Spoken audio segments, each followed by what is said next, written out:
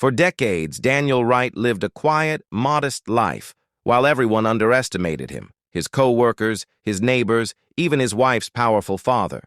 But behind the unassuming exterior, he secretly built a fortune and gained control of the very empire that had scorned him.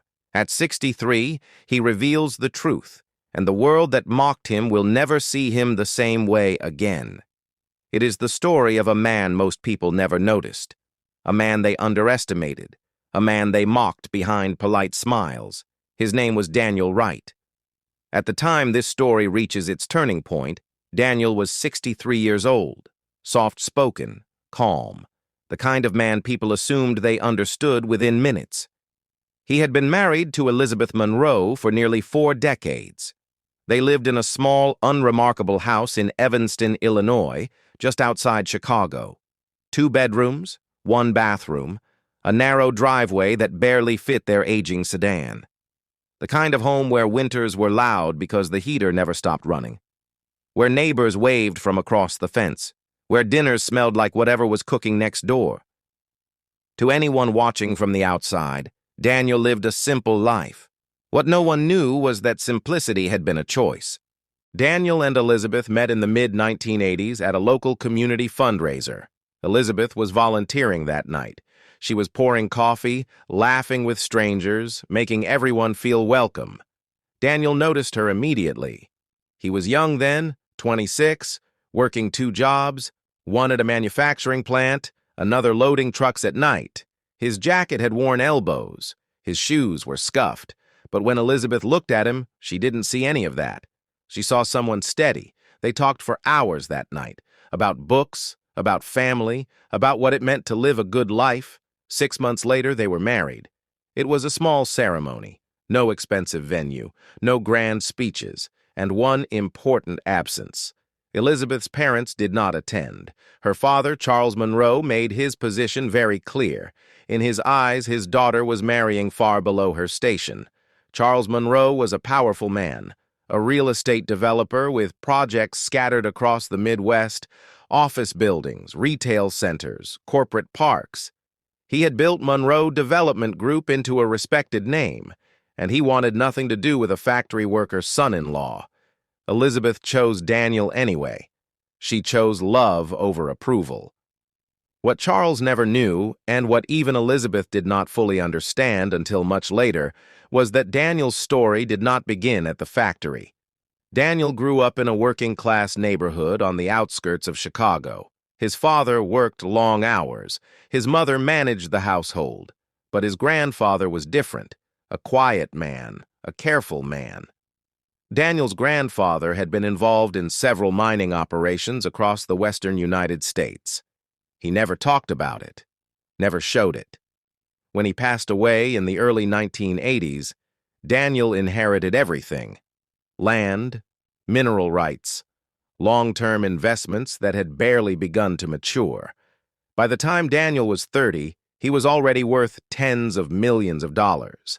By the time he was 40, the number had grown into the hundreds of millions.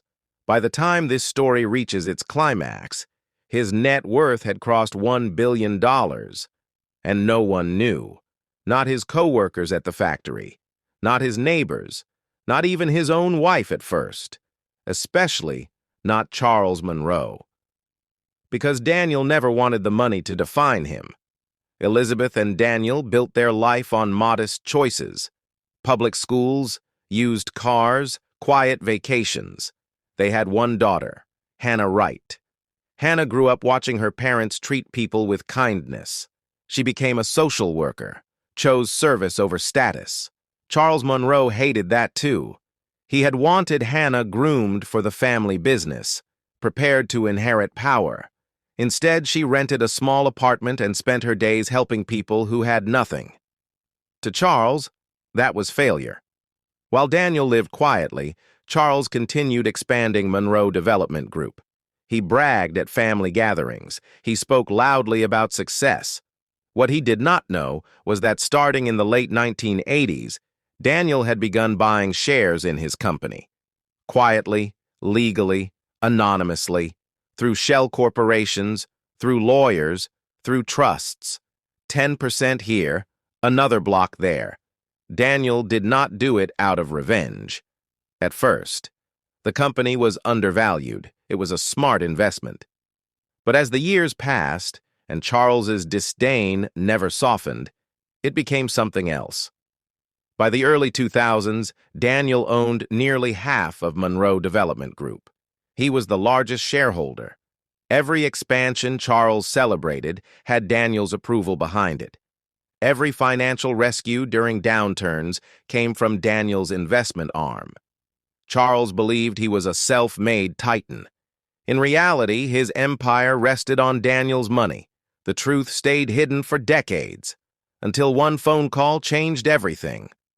Elizabeth called Daniel one afternoon. Her voice was tight. Her father wanted dinner, all of them. In nearly 40 years, Charles had invited them to family dinners only a handful of times. Funerals, graduations, obligations, never warmth. The invitation felt wrong, but they agreed. That night, they drove through the wealthy streets of Lake Forest, where Charles lived in a mansion that looked more like a museum than a home. Luxury cars lined the driveway. Inside, the air smelled expensive. The table was set for 6. Charles sat at the head, his wife beside him. Elizabeth's brother, Andrew Monroe, a senior executive at the company, sat nearby. The seating made the hierarchy clear. Daniel and Elizabeth were placed at the far end. Hannah arrived late, straight from work, still wearing practical clothes and carrying files. Charles barely acknowledged her. When everyone had eaten a few silent bites, Charles finally spoke. He announced his succession plan. Andrew would become CEO. Elizabeth would receive a small percentage of shares. Hannah would receive a cash settlement. Then Charles turned to Daniel. He offered him a job, an entry-level position, low pay, reporting to Andrew. At 60,